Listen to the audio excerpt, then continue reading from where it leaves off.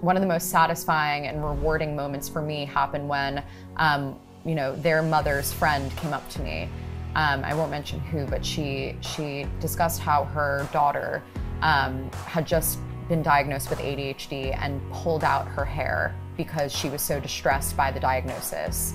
And she wasn't coping very well with it, and how she showed her our episode on Dragon's Den, and she said this young woman went on national television and told the world that she has ADHD, and she's proud of it, and that it's inspired her to start this product that is helping people. And she was like, just showing her that clip, she like lit up. And she was like, I can do anything. And so it was like a very moving moment for me. And I think just knowing that speaking can have such an impact on people and bringing attention to these things can really help people in their lives, that to me is success.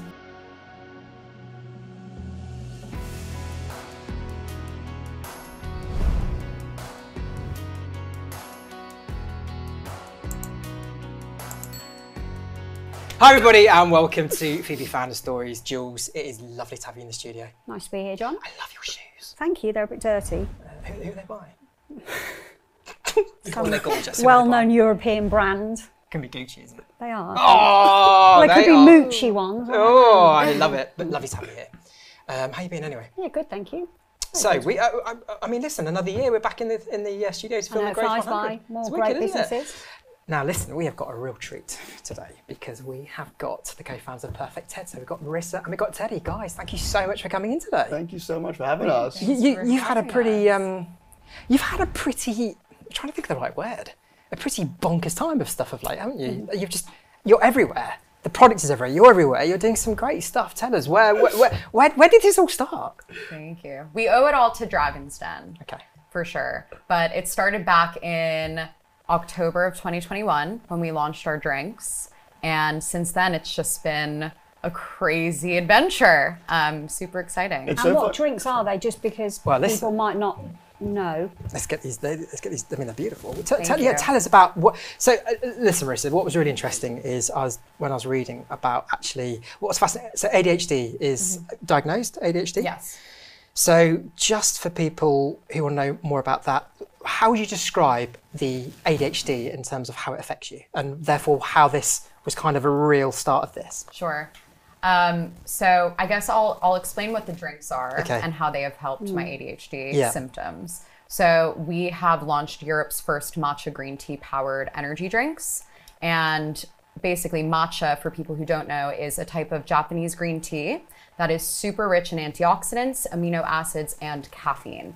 So it actually has about the same amount of caffeine as a small cup of coffee or another energy drink. So you get the hit. But it's natural, I guess. But it's natural, all from the matcha. And it has this wonderful ingredient. Well, it's a naturally occurring amino acid called L-theanine. And what that does is, in combination with the caffeine, is it extends the release of caffeine through the bloodstream, allowing for a level kind of caffeination experience. So you don't experience the jitters, crashes, or anxiety that frequently comes with drinking caffeine. So for me, as someone who struggles with both ADHD and anxiety, this was the perfect solution for someone who has such neurodiverse conditions like I do. So ADHD, for people who don't know, is attention deficit hyperactive disorder.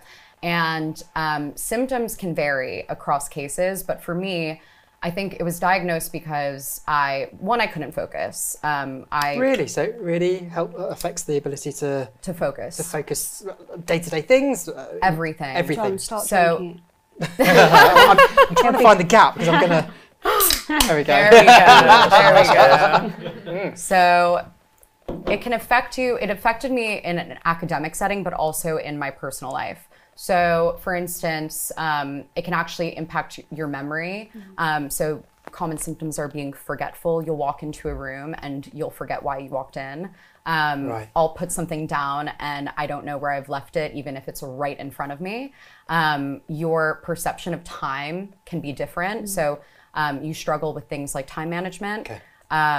You know, frequently showing up late to things, just not really being able to assess time properly. Which drives anxiety if you're Exactly. And especially when you're a high kind of performing person who is highly ambitious and enjoys work, it can make everything much harder. I was diagnosed when I was quite young. I was about 15, 16. And then when I was studying at university in America, I found it really difficult because I was drinking so much caffeine and from coffee, other energy drinks, and I just could not tolerate that type of caffeine that it was giving me.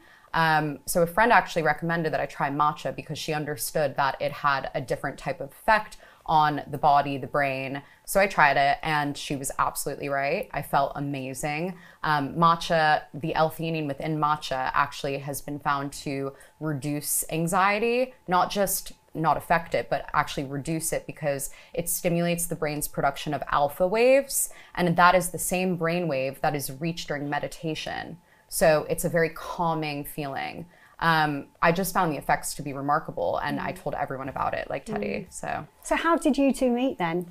Yeah, if you would like to share. Sure, so I actually really didn't like Marissa. It was the first day of university. She was the first girl I met at college. So you met at university? Yeah. So you were studying in America? Yeah, we were at UPenn in Philadelphia.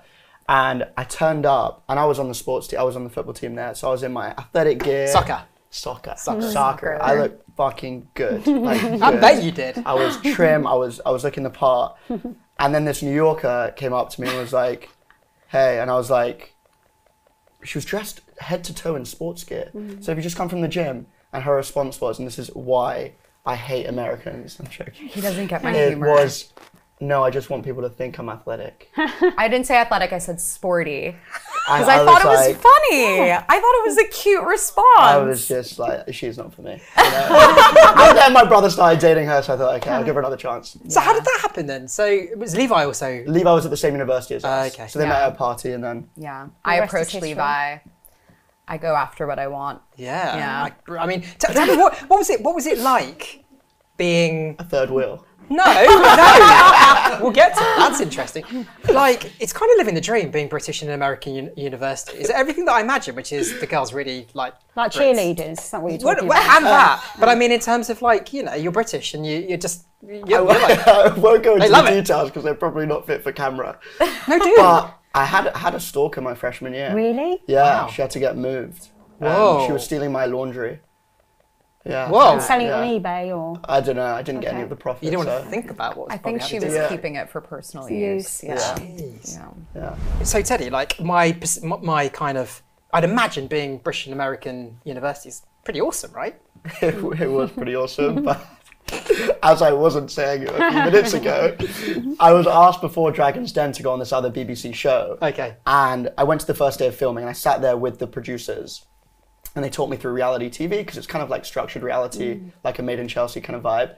And they said, in every show, there is the troublemaker, there's the aggressor, there's the whatever, and then there's the flirt. You're the flirt. And I was like, I thought I was, but I thought I was going on a show for the business, not about, and I think that also speaks to television, unfortunately. I have to say though, the flirt is very fitting for Teddy. So let's be clear. But I don't about flirt that. romantically, I flirt like sales-wise. Yeah. I was Oh my gonna say. God. Yeah. Please list me.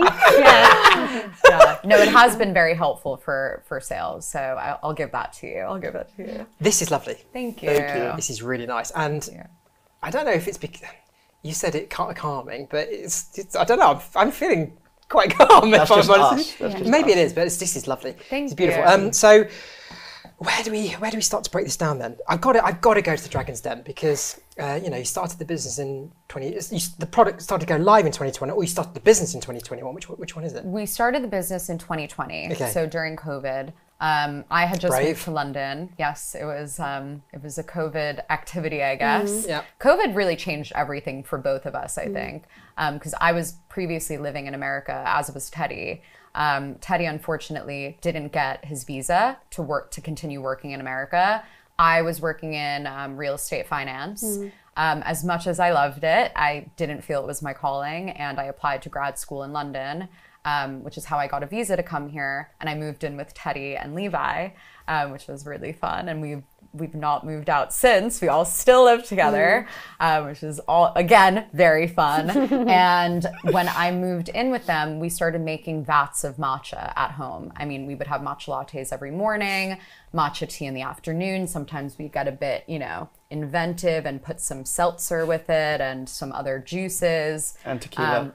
Tequila was a great addition. Was it? So yeah, for sure. So when did it turn into, because like all the best businesses always start as a hobby and then turn into like an obsession, which it sounds like yours has. Well, we launched the concept for the brand on Kickstarter. You guys familiar with Kickstarter? Yeah, so what made you go from like, let's just make it for ourselves to like, this could really be something? What was that moment that sort of switched you from just doing it for you to other people? Yeah. I think, we did a lot of research and had kind of personal experiences as well that really told us that there was an opportunity. So for instance, we would go around to different cafes and we would try to order a matcha latte and we pretty frequently wouldn't be able to find it. And when we did find a matcha latte at a cafe, it was always very low quality and not something that we would be happy drinking. Really? So I felt like rather, other than making it at home, I didn't have many options for on-the-go use.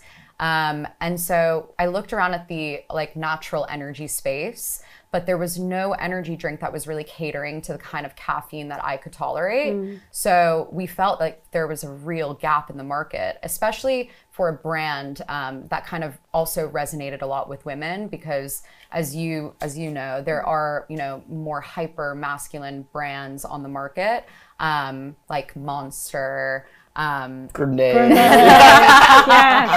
As you started saying that, I was like, all that sort of stuff. I get that. but you can understand that. And I think I personally didn't feel that many of the brands kind of resonated with me as a consumer. So we felt like there was a real gap for Just it. a question, did your company start in the kitchen?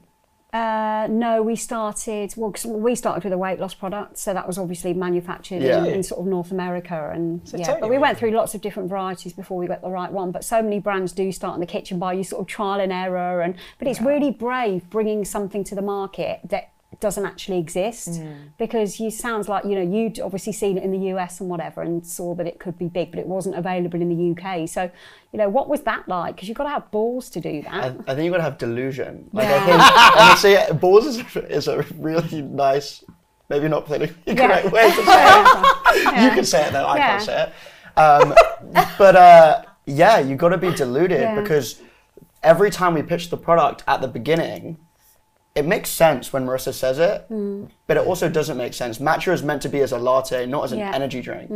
And also the people that are within energy, Red Bull, Monster, Grenade, like these massive brands, taking on them is a massive task. So we were delusional, and truthfully, if we had known how hard it would have been, we would never have done it. Or I personally would never have done it. And had I not started it with Marissa, I would have quit 100 times since we started between now. Really? Yeah. And in what, sorry to interrupt you, obviously you drinking your drinks, you're going to be really chilled out after that. I'm going to ask a quick question. I'm focused. Things are happening. I want to talk about what's happening here. You carry on. This is good. I've lost my train of thought now. But I can't remember what I was going to say. You going, things are happening, sort of made me stop in my tracks. If you have some matcha, it'll help with your memory. That'll help me focus. So, what is happening with this is, this is, okay, it's a lovely taste. Did you say there's like the real calming element as well? Yes. Because I'm feeling calm. I'm feeling focused and calm. Yes. Because I'm a very hyperactive person. Yeah. There we go. So it's like a heightened awareness, but you're not like buzzing. No, it's a nice feeling. Thank you. Maybe you should switch to that. It's your source of caffeine. I'm also a very addictive person, so I feel an addiction coming in with the ways it's making me feel. But there we go. There are worse addictions. There are worse addictions. Yeah. Have I still take you off that? If that's your only vice, then I think we're okay. We've got lots more. So, Teddy, I want to come to you because I saw listen, your social was very cool. You get a lot of people that are taking attention to what you're doing, but I saw something really interesting, which is you've gone and turned down your place at Harvard Law School. Yeah. I'm going to say what you're thinking, but of course I know what you're thinking. You're thinking there's bigger things to fry. But what's going through your head right now? How do you feel about it? So I actually moved to America to pursue football. Like, my dream was to be a professional footballer. I wasn't ever thinking about being a lawyer. So you're good at football? I'm pretty good. What position? Centre midfielder. Okay. And I got in. You played for Watford now? Yeah, so I played for quite a few clubs in the UK, and I captained England schoolboys as well. Oh my gosh, so you're good. Yeah, okay. and then I moved to the US, and I got injured in my second or third year, so I had to stop playing football. And truthfully, the only reason I applied to law school was because I was watching Suits, the show Really? Suits. And I swear to you, I looked at Harvey Specter and I thought, I want to be Harvey Specter. We were joking about this before, I can but it's true. understand And I needed another thing to obsess over. So I started studying for the LSAT and I applied. And there wasn't really that much thought in applying. I thought, I'm not going to get in. What's it? LSAT, it's a big thing in Suits. It's the law. I don't know what it stands for, but it's the law like school their law exam. entry exam. It's It's really a thing hard. where Mike fakes it. Mike fakes it. Gets Yeah, some yeah. paper He- to He sits it for other people because yeah. he's just so damn good at it, right? Yeah. You could do that. Yeah, it'd be amazing. I could do Side that. hustle. I did Slightly earn illegal. an Apple Watch in college for writing essays for other people, but we won't go into that because I don't think that's Cut legal. that bit, Yeah. So take us back to that then. So that was a distraction. That was just like a distraction for me. And I think my whole life, as I said before, I'd watched every episode of Dragon's Den. And so I told my dad when I was younger, I'm going on this show. I didn't know what the business was. One moment it was probably like a sex toy company. And the next moment it was probably like a matcha energy drink. You know, it could have been anything. I was going on Dragon's Den. And so I think applying to law school, I'm the first generation in my family to graduate from high school, let alone go to college. So for me, I think there was an element of I want to keep myself distracted, but also for my parents to be able to say, my son the lawyer, you know, how much pride would that bring them? Yeah, cool. And now it's my son the matcha man. So. I'm sorry, I got it's so weird you say that. It's like I've got three sisters, and like, you know, one is a lawyer, one's got a PhD, one's like really academic, and then there's me. And like Does my mum chocolate. doesn't really know what I did. And like, you know, I used to drive around in a grenade branded vehicle. She was like, it's so aggressive. And like she was almost like embarrassed. I think she much preferred it when I was like a teacher because it was like a quantifiable job. But yeah, I just don't get At it. the beginning of starting PerfectTed, we would all go to our local cafes, like a lot of food and beverage brands, and beg them to serve the product. Like beg. And my dad's like, you've got a spot at Harvard Law, and when are you going to stop, you know, messing around with this matcha thing that you're doing? My parents have been so, my parents have been so supportive. My mum works full time in the business now, but you do have to be so delusional. this is a family business. I love it. Yeah, this is proper fam. But to be fair, you did defer for 3 years. Yeah, so with Harvard, I kept deferring, and then they turned around this year and said, I'm sorry, you either got to come or... So you had the moment when you were like, right, this is decision time. Yeah. And this was about a month ago. Yeah, and I think the easiest way for me was to envisage what my life would be like as a lawyer, and then it's hard to envisage what my life would be like in a year from now because... Who knows? Entrepreneurship. But is that what floats your boat? The fact that you just don't know what tomorrow's going to bring, and like every day's got new challenges, or Yeah, it's probably why I'm single as well.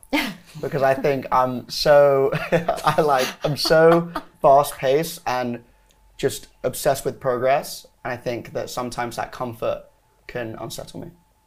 You well, know, we can do like a dating piece at the end. Put your requirements, and not they'll all come flooding in. Charitable. Yeah, Phoebe dating. That's we could do that. LinkedIn dating now helping and all successful sorts. entrepreneurs find their perfect Yeah. match. Stephen Bartlett said, can you do a little post about tell everyone I'm single? He said, if Dragon's Den couldn't help you, nothing can. So I think at this point, I think I'm a lost cause. To be fair, he has been propositioned many times. And I don't think you're probably just too focused from all the matcha on the business. Yeah. So Now Marissa, let's go back to New York. Yes. So you're a New Yorker, right? yeah, New Yorker, born and bred, baby. Yeah, I love it. And you know, we went to, so myself and Charlotte, my wife, we went to New York in 2019. And what I love about New York is you get off the plane and straight away it's get in that line. You know, New Yorkers are lovely, but they're very direct. They like get in that line and get out of here. Yeah. You know, and I really love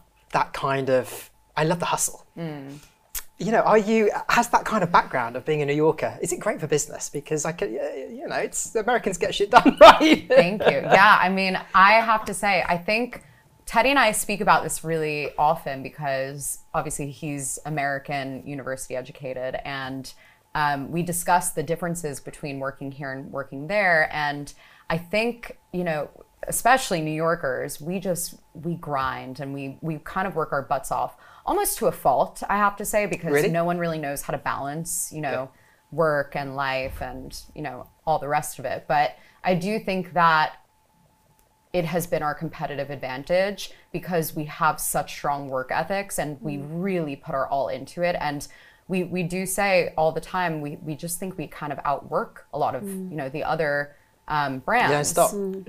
It's pretty messed up, but we would actually, when we started the business, we did the calculation of how many people do we need at the company to run the company in a certain way.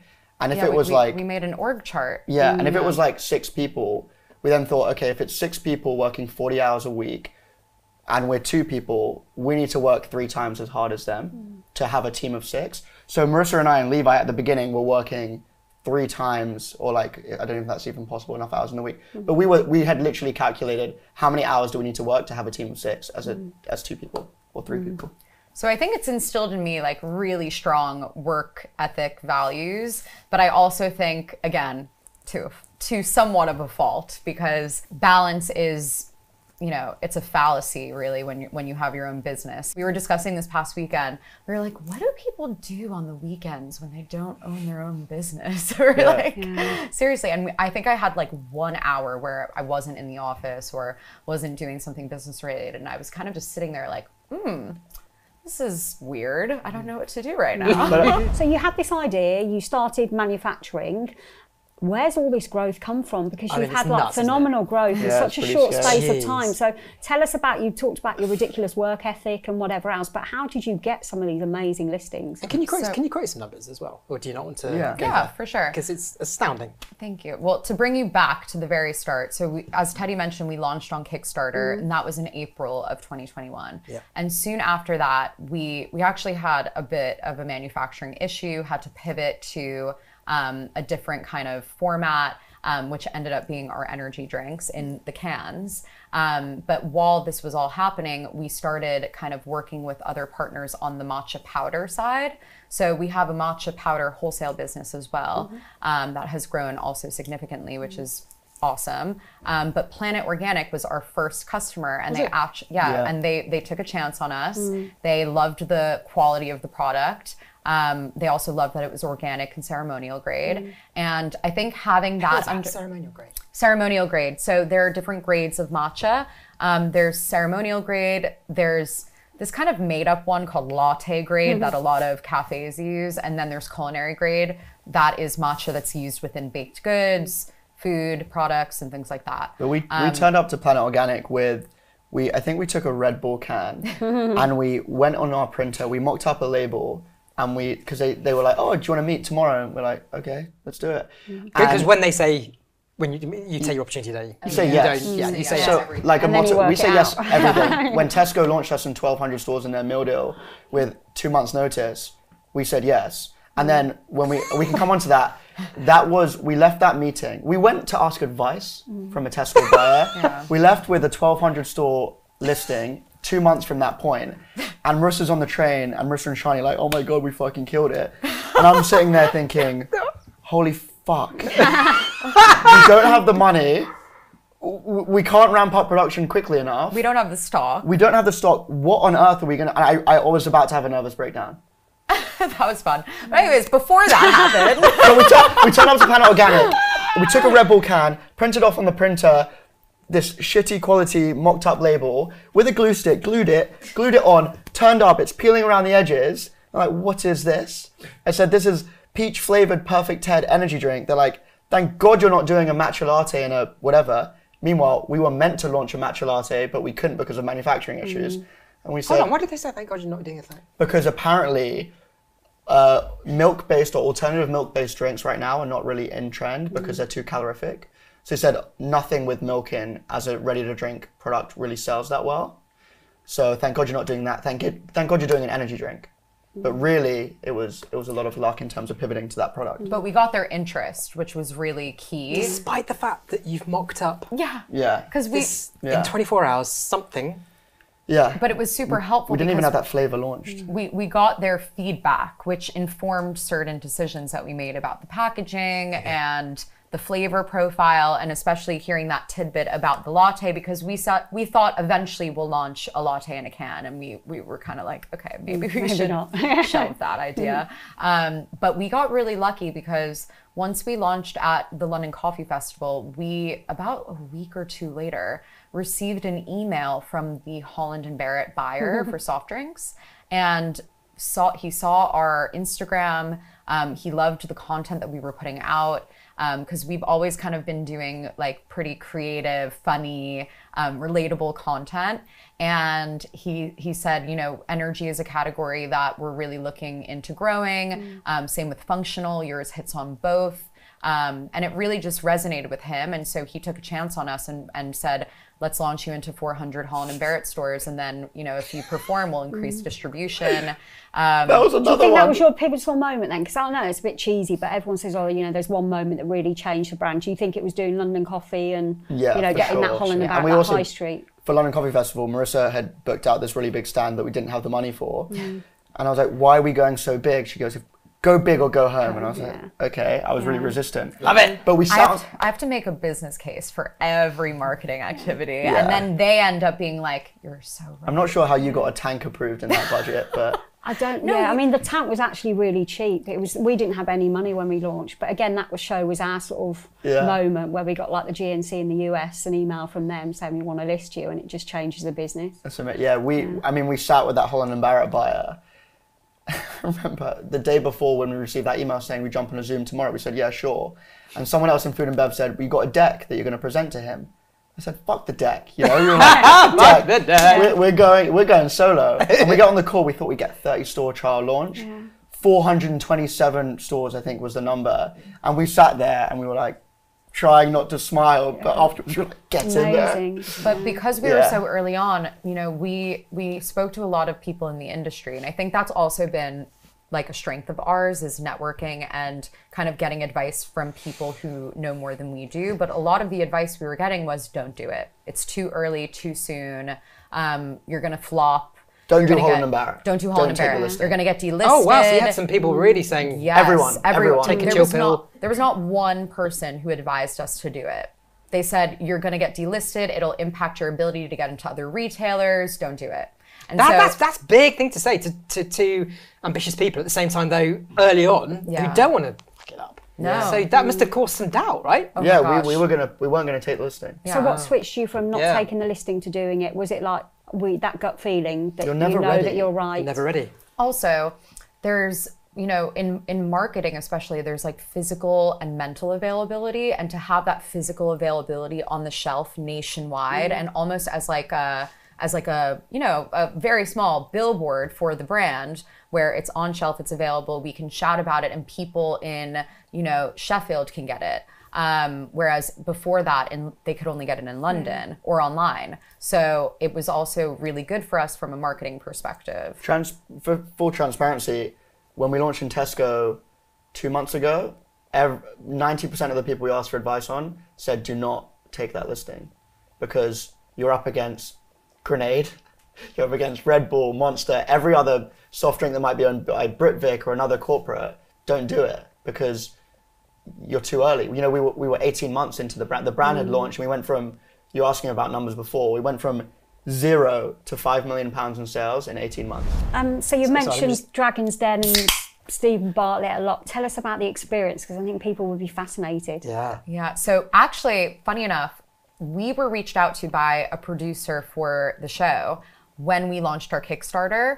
The day we launched our Kickstarter, I remember sitting at our kitchen desk, which is where our office was at the time, and Teddy fell out of his chair and was like, oh my God, I'm gonna have a heart attack. And I was like, what, are you okay? What happened? He's like, the Dragon's Den producers just emailed me. So that was exciting, but we got a contact there, and we said, you know, we don't even have a product yet, to be honest. And they were like, okay, you know, we'll reach back out later on. So they did, when they were kind of reviewing for the 2022 filming, and we got through the process, and then they went cold and we didn't hear from them, and we were like, okay, guess we're not gonna. Really? So they really did go completely cold. Like, we just thought it was a dead end. I was going on the show like I was going on regardless of whether Marissa was with me or not.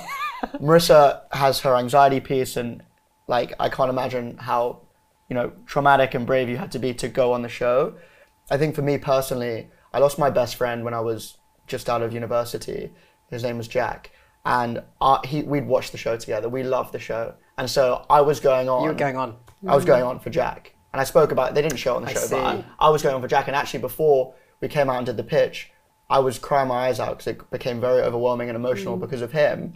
And the producer knocks on the door and says, "Okay, you're up. Let's go." And so we wiped out the tears, and you maybe can't see that on the footage. So this is really personal. This is big thing for you. I hadn't appreciated that. This was the moment, and we'll come on to it, I think, in a little bit. And then for you, this is like it's your childhood dream, but it's your probably worst. And for your nemesis, worst nightmare. So now I really understand how big this is. But it's also the biggest risk we've ever taken with the business, because if Stephen Bartlett drinks our product and goes, "Oh, that's disgusting," to 7 million people, it's over. Would they do that though? They would. They have done, Really? We know people who have gone on the show and they have just destroyed the taste profile. There's no product market fit. They just really, I mean, they have nothing nice to say. And so we thought, okay, well, that could destroy our business. You know, that could have a really negative impact. I can't stop smiling because we do this because we get a kick out of chatting to people like you. I mean, it's awesome, and you feel like you're part of the success because you hear these stories and you can't stop smiling. But like you're having an amazing time, and it's so nice that it's happening to nice people. But you're having a lovely time, aren't you? You're working hard, very, very hard. Don't let me. But I'm just saying you are getting great recognition for the great product you've created, and you must be having the time of your lives at the moment. But we were talking about this, weren't we? Before? Oh, is that the case? No, toxic. That is so toxic. Why? No, because we got asked the other day, like, wow, like how does it feel to have the brand who's so successful, like for you to be successful with whatever? Honestly, that word makes me so uncomfortable because I can probably speak for both of us. I don't feel like that at all. We have such. I'm sorry. No, it's okay. But it's like that thing with if you ask someone who's anxious, like, why are you so anxious? It almost just like. I see. I think entrepreneurs in general, entrepreneurs are predisposed to mental health conditions due to the stress and maybe the type of person that selects into going down that profession. But I think we don't feel successful, and truthfully, it's moments like this where we're able to reflect and be like, wow, this is crazy. We're sitting here with you two. This is unbelievable. But especially you, Jules, like who we aspire to be like. So it's amazing. I never want to be like me. No, I do. It's a very weird place. Trust me, we know. As an example, we came from a pitch this morning. We were pitching a cafe chain. I'm on a hot and sweaty tube. People think you turned up in a limo, so I don't even think I had time to put on deodorant this morning. But you just don't care because it's what you love. I mean, like, I remember everything I used to wear was free. Yeah. Like, I had grenade pants on, too much information, grenade t-shirt on, grenade leggings, and like, you just don't care because you love your brand so much. But like, it looks like you're having a great time, but I think it's that iceberg analogy, isn't it, where everything is great above the surface and then underneath, or is it a penguin? I don't know. The duck. But they don't see all the work that goes into swan, it. Or it's the but they don't see the about work this on into LinkedIn, it. Actually, it's called duck syndrome, and a lot of university students actually suffer with it. It's a Stanford University professors actually coined the term, but it's about like seeming like you have everything under control, and then you really under the surface cannot handle the pressures of life, and that's often the case with entrepreneurship. Let me give you some context. Right now we're sitting with you. Right now we also have our largest ever Tesco. We're launching a new product with Tesco in June nationwide. Congratulations. Thank you so much. And the product doesn't fit in the box that we've ordered for our nationwide Tesco launch. There's about 6 months worth of boxes. That's happening right now. We have a shipment to support Joe and the Juice, we have a global partnership with them, that is stuck at the border in Denmark. We have, a production that didn't go right yesterday. So it is amazing to be sitting here, but really today, everything that could have gone wrong has gone wrong. Really. Yeah, it has gone wrong.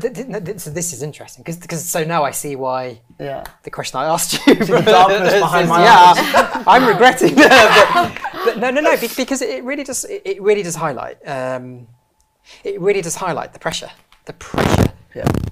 you put yourself under, and the fact that you have to deliver, because for you, failure is never going to be an option. No. So therefore, you have to succeed, even though there's stuff happening outside of your control, which must be causing that stomach acid to be really bubbling right now. Yeah, but it's exciting. Like I said to James, Joe and the Juice as an example, have been going through matcha at 4 times the rate that we'd forecasted, and the stock comes directly from our farms in Japan, and so there's a lead time, etc. And I sat there with James, who's our operations manager, and I said, this is why I fucking love this. Yeah. Because we're sitting here trying to figure out how to get you your matcha latte at Joe and the Juice from Japan. It's just, who else is dealing with this kind of shit? But I call bullshit when you said that if you knew how hard it would have been, you would have done your heart. I don't think you would have done. I agree with you. I agree with you. In the prompts, one of the questions was, what is the best... Did I send you prompts? That's very efficient. We had 4 there were like preview 4 questions. Oh, 4 okay, preview I've forgotten I'd done that. One of the things is what is the best advice you've ever received? Yeah. I won't go into that question because I'll let you, I don't want to ruin, the fun. But one of the better pieces of advice I've received is don't listen to all advice, because maybe you're right. Maybe we would have just pushed through, and if we knew how hard it was. But truthfully, if you'd ask the majority of people whether we should launch this business or not, or whether there's a market for our product or not, I guarantee you 9.9 people out of 10 said no. would say no. Yeah. But would you rather be a has-been than a never was? Because I always think that's that you almost want to give it a go, and if it goes great, great. If it fails, at least you tried and you know. But I think questioning, I should have done that, would just be the worst ever. So what's it? So has been or never was? Yeah. Yeah. That also, what Teddy was just saying about the question, I'm sorry, I don't want to answer it prematurely, but you can, it's fine. The motto that I live by is I'd rather look back on my life and think, oh well, than what if. Yeah, because, I agree. Because I think regret is something that everyone regrets, right? Like no one wants to regret. As someone once said to me quite recently, which I found really a great way they described it, is a lot of people in life have a line. Yeah. And a lot of people in life will never go up to the line, let alone go over the line. Leaders embrace the line. They might not enjoy it, but they're prepared to go up to it and go over it. Yeah. What makes you go over the line? I love that. I've never heard that. It's a nice way of looking at it, isn't it? Because yeah. the way he was saying it was, everyone's terrified of the line. Yeah. It's just some people go, fuck it, I'm gonna go over the line. And that's what really stuck in my head. I think, and people often say this about Americans, and you always used to say this to me, it's like you're always trying to like improve yourself. Like you're always on a journey to like be a better person. And I'm like, I want to live in the zone of discomfort because that's where growth happens. And after pulling out 3 times of going on Dragon's Den, I eventually agreed to go on because I thought, you know what? If anything, this is going to be the most incredible growth opportunity for me as a person and prove that I have the ability to stand up there in front of 5 esteemed investors and TV personalities on camera in front of 4 to 7 million people, depending on how many we're watching, and just try and just do my best. And there's a quote, I'm gonna forget who said it. I think it was Teddy Roosevelt, and it was about the man in the or the man, or he said man, the woman or man in the arena, the person in the arena. At least they tried. I'm not gonna say the quote because I'm gonna butcher it, but it's about trying, and it's definitely that's very healthy.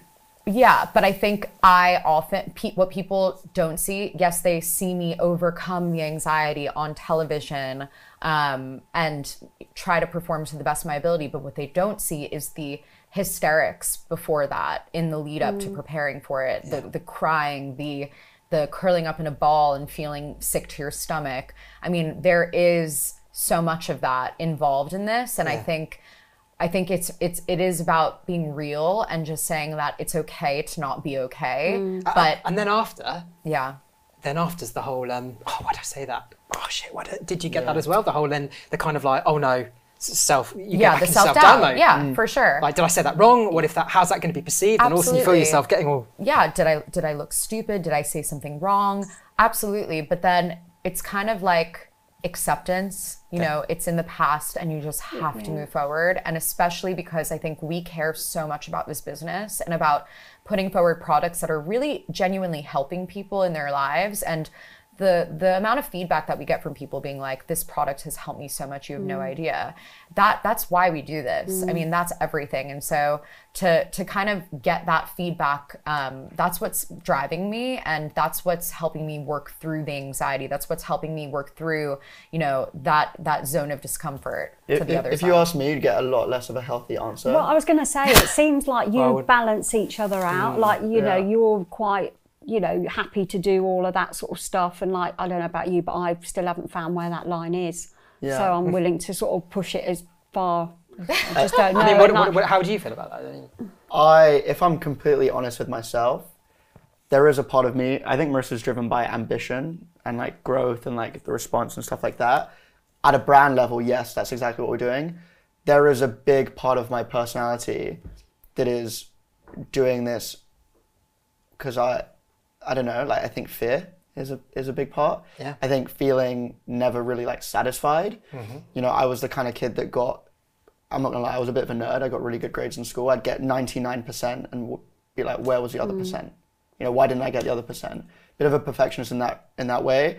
And so I think for me, the reason maybe why I don't feel like successful is because I don't know where that line is, to your point. And there is so much fear in never reaching that line. Okay. But I think that's more like you don't want to get there, because it's then shit, what do you do afterwards? So once you're on that journey, you've always got that purpose and that reason to keep on doing what you're doing. Let's explore that, because when you sold the business, I mean, listen, you Google Grenade, Juliet Barrett, you'd see it wasn't a bad exit, was it, Jules?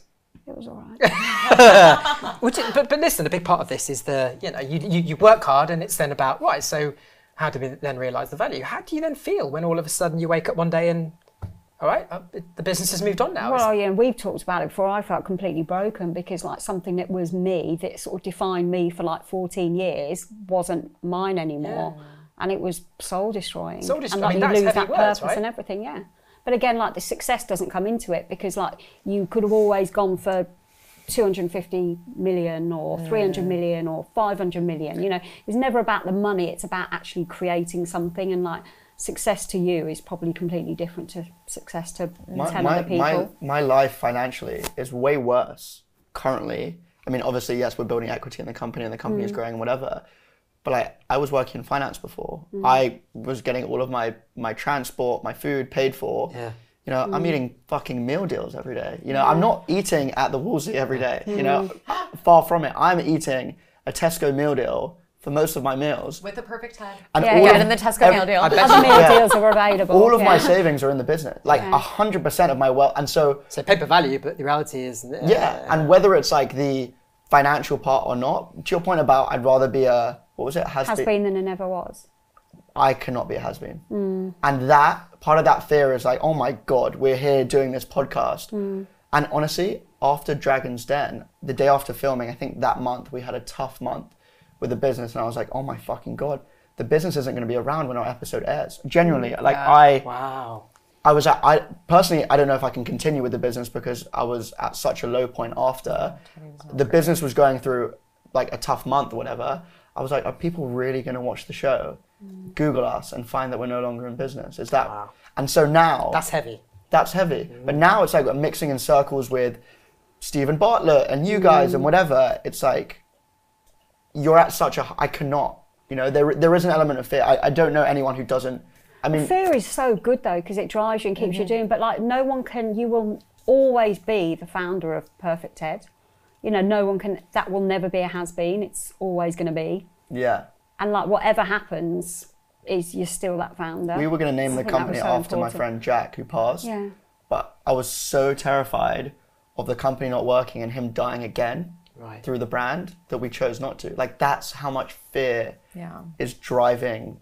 Like. So I see why earlier than my question of, hey guys, you know, really enjoying that brings the fear. It wasn't a question. It was you guys must feel amazing. It was. I guess it was kind of a question, but it was like that's the statement that we always get is things are going amazingly. You guys are killing it. Not how are you?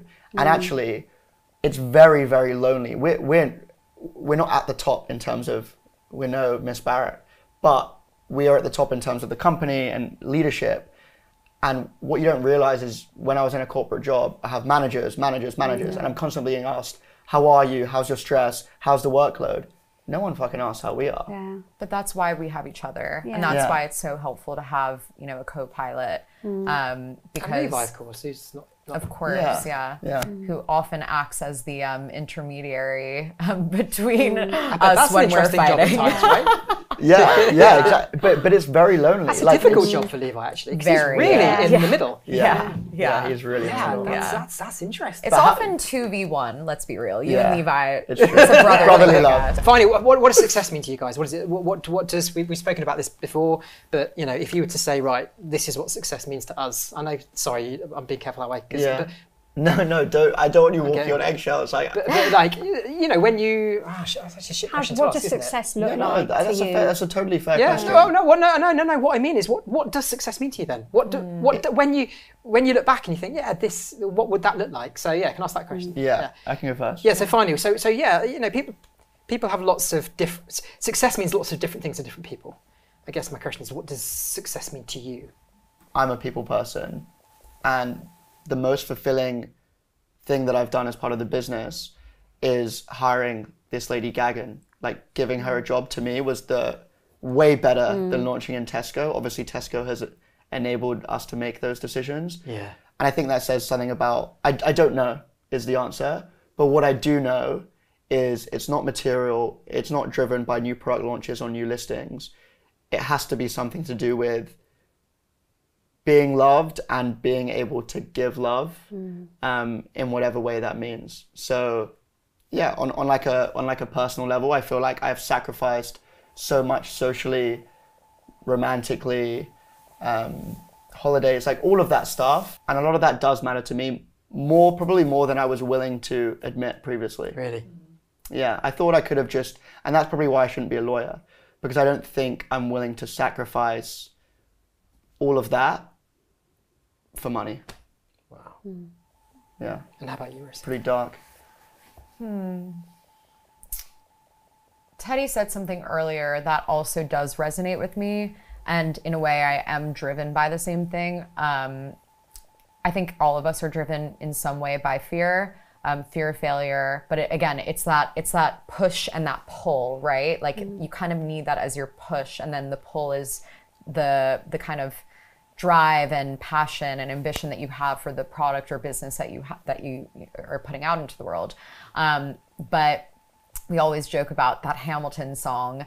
I don't know if you've seen it, but he's like, "You'll never be satisfied." And I just think we both really resonate with that, which again is why I'm trying to be more present on this journey. Yeah.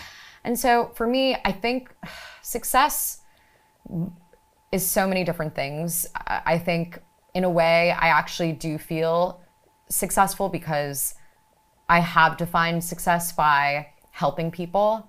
And I know our product has helped people. I know that by speaking out about neurodiversity, I have helped people. I think one of the most satisfying and rewarding moments for me happened when, their mother's friend came up to me. I won't mention who, but she discussed how her daughter had just been diagnosed with ADHD and pulled out her hair because she was so distressed by the diagnosis. And she wasn't coping very well with it, and how she showed our episode on Dragon's Den, and she said this young woman went on national television and told the world that she has ADHD, and she's proud of it, and that it's inspired her to start this product that is helping people. And she was like, just showing her that clip, she like lit up. And she was like, I can do anything. And so it was like a very moving moment for me. And I think just knowing that speaking can have such an impact on people and bringing attention to these things can really help people in their lives, that to me is success. So I feel in a way successful. I want to ask both of you. Sorry, I can see that's emotional, isn't it? Yeah, it is. It's very emotional. Thanks for sharing. Of course. No, just because I've been there. It's hard, but it gets better. Yeah. And life is so, beautiful because there are ups and downs, but you'll get through it. Yeah. And also I think, like, you don't have to talk about it, but I think having a challenging upbringing, whatever, and feeling like you need to prove that what you came from won't define what you're able to achieve and where you're going, I think is also something that I know if people knew also that side of you, it would also inspire them. Yeah, no, Teddy said it. I had a challenging upbringing with my parents. I don't speak to my dad, haven't spoken to him in like 8 years, and my mom has severe mental illness, and so does my dad actually. So I think just trying to, yes, exactly what you said, I have had a bit of a chip on my shoulder to kind of prove that I can't be defined by where I come from. But that has been a massive motivation to me, for better or worse, but I think mostly for the better. And I hope that that also helps people, inspire people to say that they're not defined by their past. Wow. But I'm really curious, I want to ask you both. How do you think about success? How do you define success? Can you go first? I'm just not, this is alien to me being asked the questions. I need to think. I mean, I don't think I'm successful, but I know that I'm a good person, and I know that I've helped people. And I was brought up by a single mum who couldn't afford to have the heating on. And I promised myself that I would never be like that. And I remember saying to Al once, I think it was when we first did the first deal, thank you for making me warm. And so we could afford to have the heating on and stuff like that. And now I know that I look after my family, and that sort of, to be in that position, I think is really special. And never forget, we took about 12, 15 Grenade staff out to the cinema once. And we were all we paid for all their parking and the tickets and stuff. And then watching them all get into their cars and drive off was just like, that's great, because we've helped them buy that car, or the business has helped them to be who they are. And I think that was a real sort of tick in the box. And I always feel really proud when I see a Grenade Carb Killer wrapper on the floor, even though I'm slightly angry that they're little outs. I'm quite proud that I've made a product that people want. So maybe that's success, I don't know. That's amazing.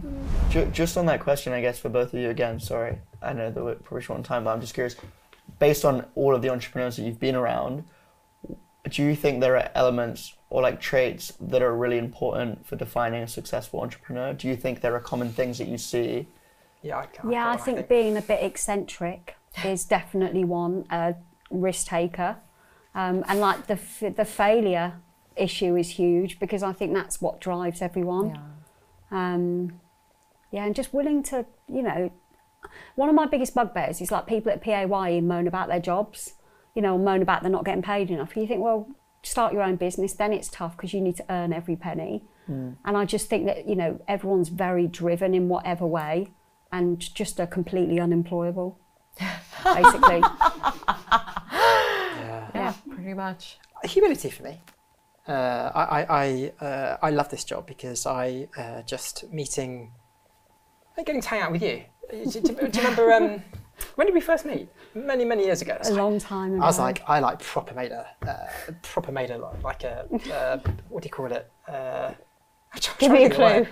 That's Jules. I'm going to speak Beeline. to Jules. Yeah, Beeline. Okay. Made a Jules. Then all of a sudden, 6 months later, oh my gosh, I'm WhatsApping Jules Barrett. It's like wicked, but I do it because I just love learning about your story. And then you meet loads of other entrepreneurs, and you create a growth awards, and you start meeting all these amazing entrepreneurs, and you start learning so much, and you just find yourself it's the best job in the world because you're learning these amazing stuff. But humility, because I think that is one of the greatest surprising things that people don't realise with entrepreneurs is, yes, they can put on quite a big front sometimes, which is hyper confidence, unbreakable, etc. But actually, no, I'm always love how humble entrepreneurs are and how they're so grateful, because actually they've had the shit kicked out of them, and they've had nasty people doing bad stuff and letting them down, and so I love the fact that so many successful ones have huge humility and are very grateful for what's happening to them, and are determined to